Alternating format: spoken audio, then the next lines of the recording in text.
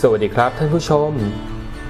สุดสัปดาห์นี้ท่านผู้ชมมีแผนกับครอบครัวแล้วหรือยังครับถ้ายังไม่มีแล้วก็ตามมาทางนี้สิครับเพราะวันนี้999 Star จะพาท่านผู้ชมไปพบกับแหล่งเรียนรู้ธรรมชาติที่สวยงามร่มรื่นและเหมาะกับทุกคนในครอบครัวด้วยล่ะครับวันนี้เราอยู่กันที่สวนสัตว์เขาดินครับท่านผู้ชมลองออกไปเที่ยวที่สวนสัตว์ดูนะครับรับรองว่าสถานที่แบบนี้นะครับจะทำให้ครอบครัวของท่านผู้ชมนั้นมีความสุขและได้เรียนรู้ไปพร้อมกันอย่างแน่นอนซึ่งวันนี้นะครับ999 Star ก็จะพาท่านผู้ชมมาดูในส่วนของโซนสัตว์เลื้อยคลานในสวนสัตว์แห่งนี้ครับ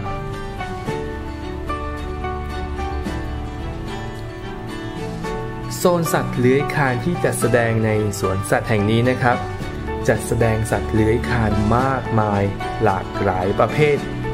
เหมาะสำหรับให้เด็กๆแล้วก็ครอบครัวได้ศึกษาอย่างเต็มที่เลยครับเริ่มกันที่งูครับเพราะที่นี่มีงูนับ10 สายพันธุ์ที่เป็นสายพันธุ์จากทั้งในและต่างประเทศจัดแสดงให้ชมแบบเป็นๆอย่างใกล้ชิดมากๆด้วยล่ะครับไม่ว่าจะเป็นงูชนิดตัวใหญ่หรือว่างูชนิดตัวเล็กงูแบบมีพิษและงูแบบไม่มีพิษครับ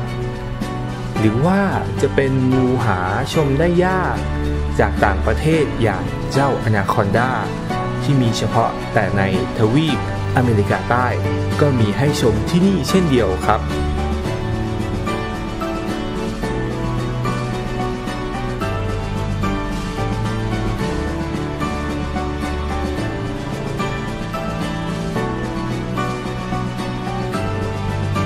นอกจากนี้นะครับที่นี่ยังมีข้อมูลที่เขียนอธิบายรายละเอียดสำคัญของงูแต่ละชนิดติดไว้ให้ชม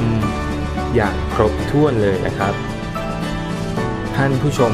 สามารถที่จะพาครอบครัวลูกๆนะครับมาดูได้ไม่ว่าจะเป็นชาวไทยและชาวต่างชาติ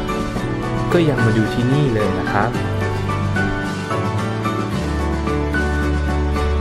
นอกจากงูแล้วนะครับก็ยังมีสัตว์เลื้อยคลานประเภทอื่นๆอย่างเช่นกิ้งก่าสายพันธุ์ต่างๆอีกัวน่าจระเข้ไปจนถึงเต่าหลากหลายสายพันธุ์